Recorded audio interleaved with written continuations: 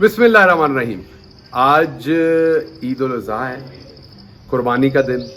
हम सब मुसलमानों के लिए इसके अंदर जो मैसेज है वो ये है कि हमने अपने इर्द गिर्द अपने अजीज़ व अकारब और स्पेशली जो मस्कीन हैं, गरीब हैं, जिनको अल्लाह की ज़ात ने वो वसाइल नहीं दिए जो हमें दिए हैं, उनको आज बराबर ला के खड़ा करना है।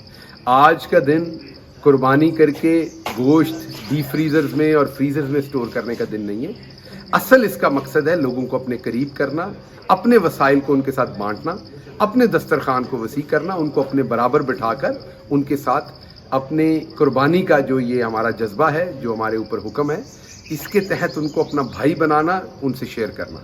तो मैं उम्मीद करता हूँ कि इसी जज्बे के साथ पूरी दुनिया में मुसलमान इंशाअल्लाह आज ईद उल अज़हा मना रहे हैं। आप सबको भी बहुत बहुत ईद मुबारक।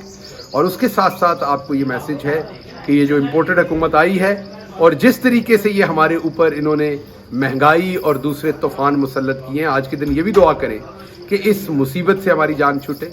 और उसके साथ साथ मेरा आपको पैगाम है कि ये वीडियो IK टुडे के लिए रिकॉर्ड हो रही है। सरवर खान ने ये चैनल बनाया है, सब्सक्राइब करें तमाम। Sarwar Khan die hard PTI है, इसको सपोर्ट करें ताकि इसका चैनल फले फूले और आपको ये बर वक्त चेयरमैन से रिलेटेड, PTI से रिलेटेड जो मालूमात है वो पहुंचा सके।